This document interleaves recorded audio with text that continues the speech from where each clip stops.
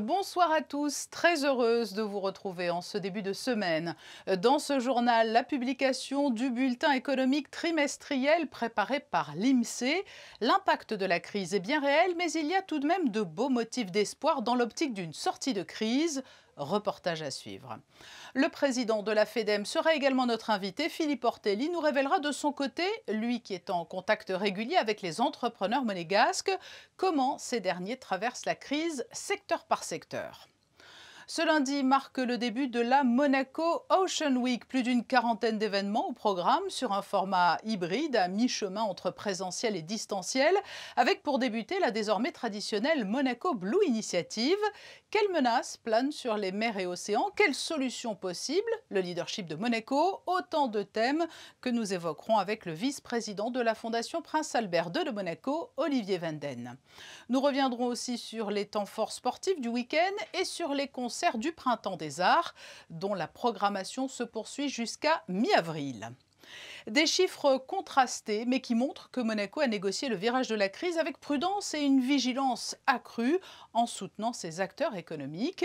L'INSEE vient de rendre public le bulletin économique trimestriel portant sur la fin de l'année 2020. Reportage de Vanessa Dessy et Lionel Bernardi. Parce que l'économie de la principauté est très diversifiée et que le pays ne dépend pas que d'un seul secteur d'activité, certains domaines ont su garder le cap malgré la crise.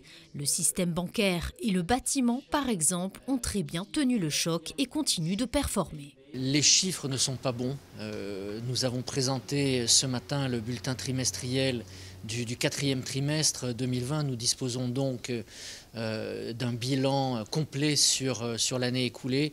Ça n'est pas une surprise. Et quand je dis que les chiffres ne sont pas bons, il faut toutefois nuancer cette appréciation. Je dirais qu'ils sont contrastés. Et je pense qu'ils auraient été encore plus mauvais si le gouvernement monégasque n'avait pas pris au bon moment les bonnes mesures. En 2020, tous les indicateurs sont donc à la baisse par rapport à l'année 2019. Pour autant, un rebond est à noter sur la période estivale et en décembre. Dans un contexte marqué par une incertitude exceptionnelle, l'économie monégasque devrait tout de même connaître des meilleurs jours. On ne peut pas tellement se projeter sur 2021 et notamment sur ce premier trimestre qui est en cours parce que la dimension sanitaire de la crise reste déterminante pour l'activité. Mais on espère qu'effectivement on retrouvera des jours meilleurs en 2021 selon l'évolution de l'aspect sanitaire. Le déploiement de la campagne de vaccination, le chômage total temporaire renforcé, les mesures d'aide et d'accompagnement telles que la CARE devraient esquisser un scénario un peu plus optimiste dans un futur à moyen terme. Des chiffres qui font donc écho aux difficultés que rencontrent depuis de longs mois certains secteurs économiques, alors que d'autres parviennent à sortir la tête de l'eau. Et pour prendre le pouls de la situation, le président de la Fédération des entreprises de Monaco est notre invité. Bonsoir Philippe Ortelli. Bonsoir Patricia Navarro. Ce n'est pas une surprise, le dernier bulletin trimestriel de l'économie montre l'impact qu'a eu la crise sanitaire. Globalement, c'est aussi le bilan que dressent les acteurs économiques au contact desquels vous êtes très régulièrement. Absolument, avec des secteurs qui ont bien survécu, qui l'ont passé sans difficulté, et d'autres secteurs qui ont vraiment énormément souffert. Vous le savez naturellement, l'hôtellerie-restauration, surtout l'hôtellerie, tout ce qui est lié au tourisme et au congrès. Et à côté de ça, le bâtiment a bien travaillé, l'immobilier a bien travaillé. Donc c'est très varié en fonction des secteurs d'activité, mais la communication de l'INSEE est tout à fait juste. Vous avez évoqué ce secteur de l'hôtellerie du tourisme qui est en souffrance. C'est un motif d'inquiétude car c'est un élément très important de l'attractivité de la principauté. Bien sûr qu'il est très important puisque ce sont des milliers d'emplois qui sont en jeu. Pour l'instant, ils sont maintenus pour partie grâce au CTTR, mais, et on peut le comprendre, eu égard aux dernières nouvelles, le rebond de l'activité touristique mettra 3 ans, donc un certain nombre de plans ont été lancés, je dirais à la fois à l'SBM et aussi au Fairmont. Au bout du compte, on se rend compte que le dialogue social fonctionne bien puisqu'il y a très peu de licenciements contraints et beaucoup d'accords de départ volontaires. Maintenant, cette crise est comparable à celle de 2008. Ce qu'on peut dire, c'est que Monaco... C'était là une crise financière. Hein. Tout à fait. C'est une crise différente, mais dans son impact et ses conséquences, elle est du même ordre. Monaco a mis 3 ans pour s'en sortir en 2008. Nous sommes tout à fait conscients et confiants que notre économie et nos entreprises seront capables de rebondir de la même manière et de retrouver la croissance et la prospérité au fur et à mesure. Mais ça sera long parce que malheureusement en Europe, la partie vaccinale traîne énormément par rapport aux États-Unis, par rapport à d'autres pays du monde. Alors à l'inverse, vous l'avez dit, il y a des secteurs qui s'en sont sortis presque miraculeusement. Comment l'expliquez-vous ? Par un dialogue constructif, par exemple, je prends l'exemple du bâtiment, entre le gouvernement et ses différentes composantes et les membres du bâtiment. Il y avait des mesures de sécurité sanitaire à prendre. Les chefs d'entreprise les ont pris. On voit au bout du compte que, quoi qu'en disaient certains sur Facebook en avril, les ouvriers du bâtiment n'ont pas fini en réanimation à Nice. C'est encore une fois des fake news et des gens qui voulaient se faire voir, mais qui n'étaient pas capables de comprendre que nous sommes capables de protéger nos salariés. Et le dialogue qui a été construit avec le gouvernement a permis de redémarrer rapidement le bâtiment et d'avoir une année quasiment normale, malgré 1 mois et demi à 2 mois d'arrêt sur les chantiers. On l'a dit, la riposte du gouvernement a été rapide et exemplaire avec de nombreuses aides débloquées. Mais n'est-ce pas risqué aussi pour plus tard de maintenir aujourd'hui certains acteurs économiques sous perfusion ? Il ne faut pas se voiler la face. C'est une crise majeure. On a quasiment 10% du PIB en moins. Il est clair que des entreprises, pour l'instant, sont maintenues. Mais on le voit avec les décisions qui sont prises par les gros acteurs. Les licenciements ont été mis en œuvre pour adapter la taille de l'entreprise à la nouvelle économie dans les secteurs qui sont touchés. Il vaut mieux, et nous le voyons aussi par rapport aux salariés, les maintenir en CTTR pendant plus d'1 an, sans contact dans l'entreprise. Il vaut mieux peut-être faire le deuil d'un emploi et se faire recruter dans d'autres secteurs d'activité où là, il y a du travail, il y a de la demande. Donc, en fonction de ce qui se passe aujourd'hui, Monaco a toujours su s'adapter à l'environnement extérieur. Monaco est ouvert sur le monde. On le voit dans les statistiques qui viennent d'être publiées. Il y a toujours d'énormes échanges avec le monde entier. C'est à nous de nous adapter, mais ne pas nous voiler la face. Oui, on protège nos salariés. Oui, on protège les entreprises. Maintenant, il y a un moment donné, il faut s'arrêter et faire atterrir celles qui ne peuvent plus de toute manière survivre pour protéger par contre celles qui sont notre cœur d'activité. Il a fallu s'adapter pendant cette crise. Est-ce que le télétravail a permis de sauver en quelque sorte des emplois et est venu en soutien de l'économie ? Le télétravail ne sauve pas des emplois. S'il n'y a pas de travail, il n'y a pas de travail. Il ne faut pas croire que le télétravail sauve des emplois. Le télétravail a permis de protéger les salariés en les faisant venir moins. La position de la fédération patronale est très claire. Il faut trouver un équilibre entre la présence physique dans l'entreprise qui est indispensable, même humainement, vis-à-vis de la relation à l'entreprise et à son sentiment d'utilité pour faire quelque chose. Nous estimons qu'il faut à peu près 50-50% de télétravail et 50% de présence dans l'entreprise. Et au-delà, c'est quelque chose qui était un outil supplémentaire pour que les entreprises continuent à pouvoir travailler en protégeant la santé de leurs salariés, tout en trouvant, en répondant aux besoins de nos clients d'une manière nouvelle grâce aux technologies de l'information qui ont permis de télétravailler assez rapidement. Philippe Ortelli, le patron des patrons, président de la Fédération des entreprises de Monaco, était notre invité. Merci. Merci Patricia, bonne soirée. Ouvrons une page consacrée à la protection des mers et océans avec la Monaco Ocean Week qui se déroule jusqu'à vendredi.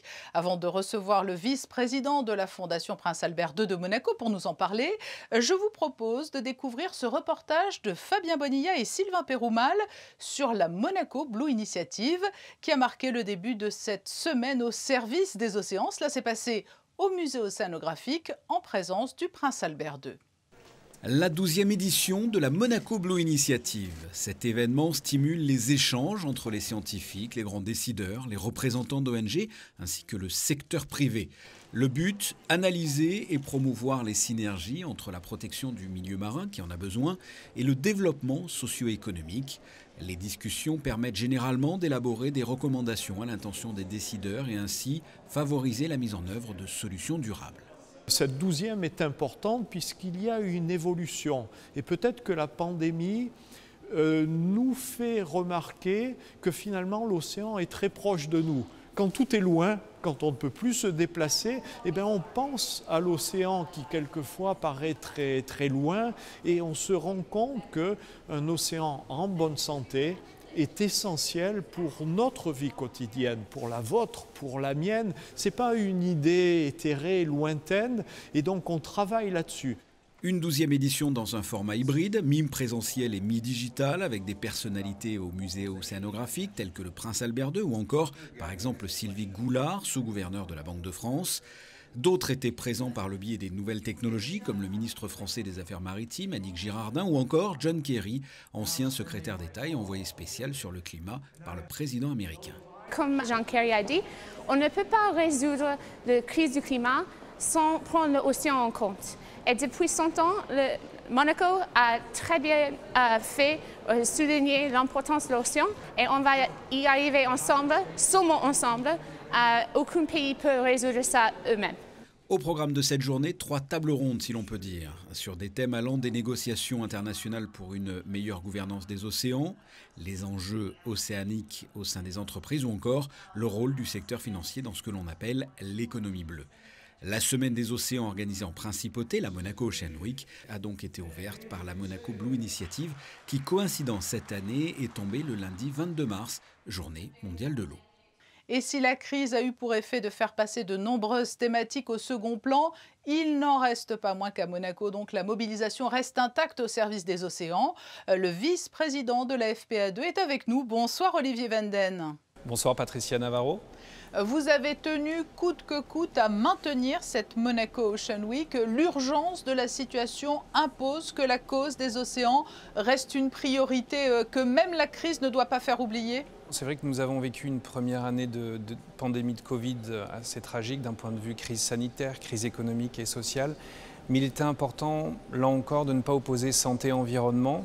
Et donc il a été assez naturel pour nous de concevoir, il y a déjà quelques mois, le maintien de la Monaco Blue Initiative qui se déroule en ce moment et de la Semaine des océans, la Monaco Ocean Week, fin mars. Comment allez-vous contourner les difficultés inhérentes au contexte sanitaire ?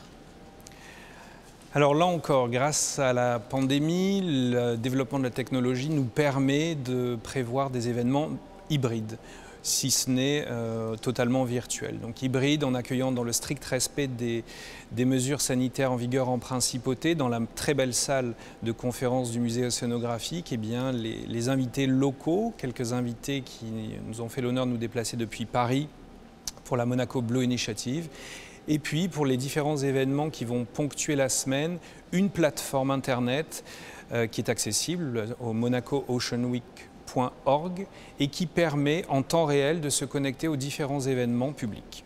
Le coup d'envoi de cette Monaco Ocean Week, on l'a vu dans le reportage de Fabien Bonilla, a coïncidé avec la Monaco Blue Initiative et ce message de John Kerry. C'est une preuve, s'il en fallait une, de la force et de la reconnaissance du leadership de Monaco en matière de préservation des océans. Incontestablement, la Monaco Blue Initiative qui a été inaugurée il y a déjà 12 ans par le prince de Monaco. Rappelons que le prince de Monaco a été un des précurseurs avec John Kerry à l'époque pour faire que les océans rentrent de plein droit sur la scène internationale et soient totalement inscrits à l'ordre du jour des grands rendez-vous internationaux au même titre que les questions climatiques. Je rebondis d'ailleurs, le discours de ce matin de John Kerry a bien rappelé que climat et océan étaient bien deux aspects d'une même question. Et je crois que depuis la crise du Covid, en tout cas c'est l'espoir que nous avons dans l'esprit des décideurs, du grand public et du secteur privé, et nous y reviendrons certainement plus tard, eh bien il y a une prise de conscience qui fait que la santé humaine, la santé des hommes, ne peut être évaluée sans réfléchir à la santé animale et à la santé environnementale. Olivier Vanden, difficile d'être exhaustif tant le programme est encore chargé cette année, mais s'il ne fallait retenir que quelques exemples de temps forts de cette Monaco Ocean Week, lesquels seraient-ils ? Il y aura une grande journée demain sur la sensibilisation, la médiation, sur les questions scientifiques et les questions océanographiques. Il y aura également mercredi et jeudi des rencontres, des échanges sur la finance bleue et la présentation donc, de différentes start-up d'innovation technologique qui permettent d'aborder notamment la question des pollutions plastiques et des nanoparticules de plastique qui infiltrent nos océans et la chaîne alimentaire. Il y aura également vendredi un temps attendu fortement par la population qui est la rencontre avec Boris Herman, donc de retour du Vendée Globe, qui pourra nous faire donc une présentation alliant exploits sportifs et puis enjeux environnementaux. On sait que les mers et océans souffrent de nombreux maux, mais quelles sont les menaces les plus graves auxquelles ils doivent faire face ? Alors oui, les tensions malheureusement n'ont pas cessé sur les océans et ont même tendance à se renforcer. Nous pensons principalement au plastique. Les derniers chiffres donnent le tournis, donnent le vertige, avec 5 000 milliards de morceaux de plastique qui flottent dans nos mers et océans, ce qui représente peu ou prou 250 000 tonnes de plastique, ce qui est assez difficile à concevoir. Donc les pollutions, notamment plastique, mais aussi hydrocarbures.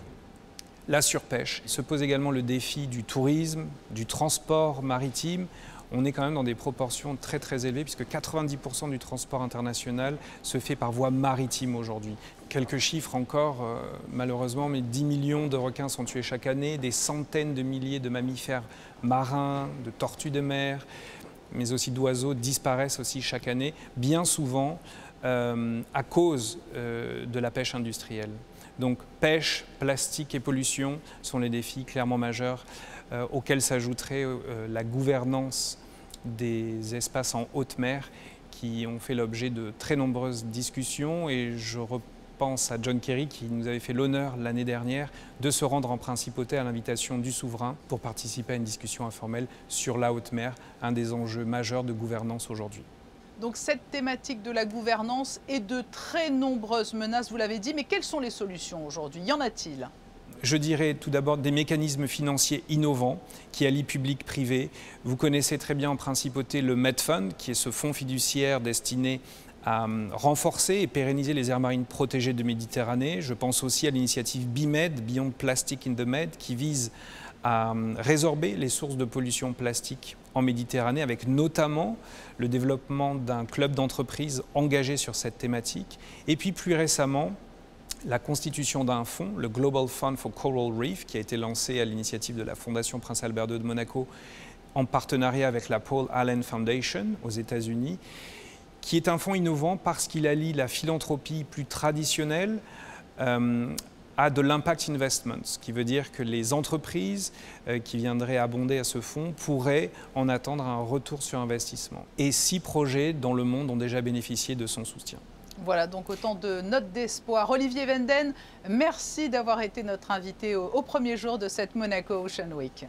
Un plaisir, Patricia Navarro. Les autres grands titres de l'actualité du jour avec vous, Alexandra Pagny, et de bonnes nouvelles pour commencer. Bonsoir. Bonsoir Patricia, on ouvre ce point info avec effectivement une belle victoire de la Rocket Team sur le parquet de Cholet samedi soir.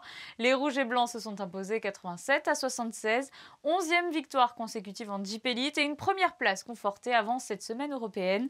Mardi soir, les joueurs de Coach Z affronteront à domicile les Monténégrins de Podgorica pour les quarts de finale d'Eurocup.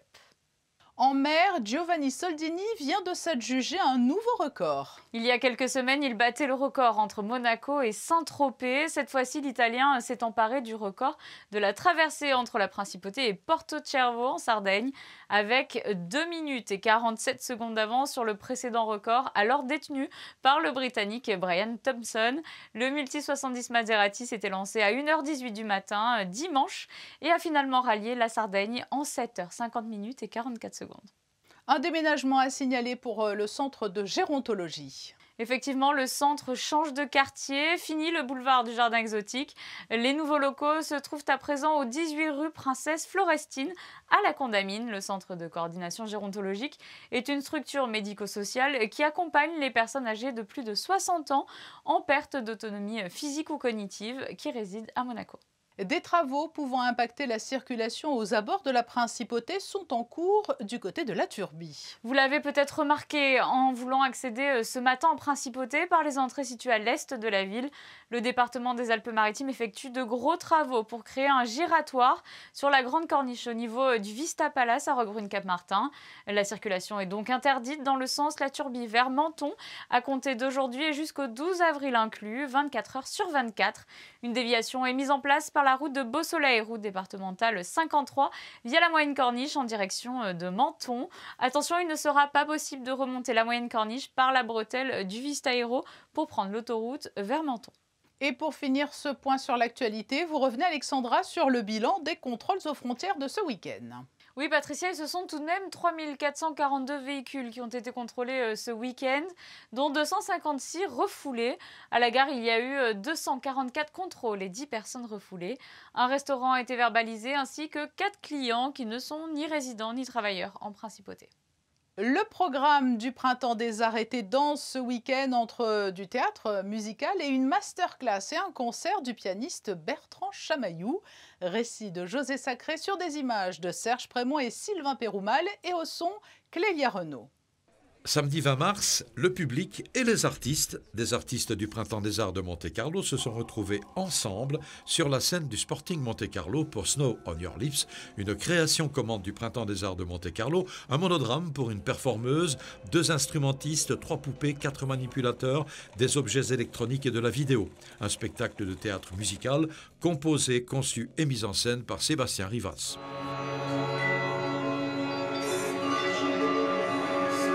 Je suis parti d'une œuvre de Hans Bellmer, qui était un sculpteur surréaliste et qui avait créé une poupée et démembrée, enfin pas démembrée, dont ses membres étaient démultipliés, et qui a écrit un petit livre qui s'appelle Petite anatomie du désir, qui parlait un petit peu de la façon dont le désir se construit autour d'objets qui peuvent être des bouts de corps. Et de là m'est venue l'idée de vouloir faire comme un scan de l'histoire de l'art, de la peinture italienne. Ça commence avec, peut-être on ne le perçoit pas, mais ça commence avec le Caravage. C'est l'histoire d'une femme qui cherche à se libérer de toutes ces représentations de la femme qui lui sont affublées et desquelles toute personne doit à un moment se singulariser pour trouver sa propre voix. Le même jour, samedi 20, à l'auditorium Régnier 3, le prodige du piano Bertrand Chamaillou donnait une masterclass à des élèves de l'Académie de musique Régnier 3. C'est très important pour les jeunes étudiants d'avoir des avis différents, des avis en plus d'interprètes très importants. Parce que tous ceux qu'on a invités, tous les grands interprètes qu'on a invités ont toujours accepté de faire ces masterclass. On n'a jamais eu un seul refus. Donc c'est un échange très important et vous avez remarqué qu'il y a du public. Très jeune, j'ai toujours été extrêmement doué, moi. Ça marchait tout seul, tout allait très bien. Et quand j'ai commencé ma carrière, j'ai eu je pense peut-être un peu le revers de la médaille de ce côté ultra facile. J'ai eu une espèce de passage à vide, de doute, et même un passage où ça n'allait vraiment pas bien, où j'ai eu des blocages même techniques. En tout cas, le fait pour moi d'avoir dû traverser cette épreuve m'a amené à formuler des choses, à pouvoir les verbaliser. Et le fait de m'en sortir comme ça, aussi grâce à l'aide de quelqu'un, je dois dire, qui m'a donné des pistes pour m'en sortir, je me dis que je dois aussi partager ces expériences et ces difficultés m'ont amené en tout cas à pouvoir, je crois, aider en tout cas certains jeunes qui sont pleins de doutes, qui arrivent dans ce monde musical comme dans une espèce de forêt dont on ne connaît pas la sortie. Donc pour moi, c'est même pas, je veux dire, je consacre un peu de mon temps, non. J'aimerais en consacrer encore plus à l'enseignement si je le pouvais, et j'espère que dans les années futures, je le ferai.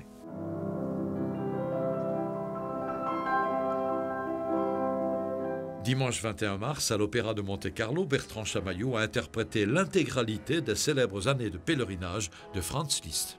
Les années de pèlerinage, c'est peut-être son cycle qui traduit le plus l'ensemble de sa vie, puisqu'il a commencé très tôt, les premières esquisses, enfin les premières esquisses, ça parle beaucoup de sa fuite avec Marie Dagout en Suisse et en Italie, donc ça parle de sa jeunesse et ça accompagne toute sa vie avec la troisième année qui est vraiment la période tardive. On a vraiment un grand voyage au cœur de la production lisztienne et de ce personnage.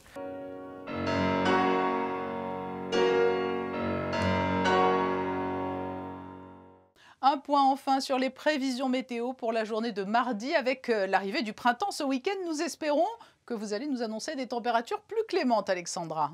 Des températures qui remontent un petit peu effectivement, avec 7 degrés d'annoncé le matin et 13 degrés dans l'après-midi, mais un ciel encore en demi-teinte. Beaucoup de nuages de prévus pour la journée de mardi, un ciel couvert sur l'ensemble de la journée. Le soleil se lèvera à 6h27 et se couchera à 18h46. Patricia, en ce 23 mars, nous fêterons les Victoriens. Ce journal s'achève. Merci de nous être fidèles. Nous nous quittons avec des photos prises lors de l'ouverture de la Monaco Blue Initiative par Mickaël Alési. Je vous donne rendez-vous mardi à 19h pour une nouvelle édition sur Monaco Info, bien sûr. Très belle et douce soirée à tous.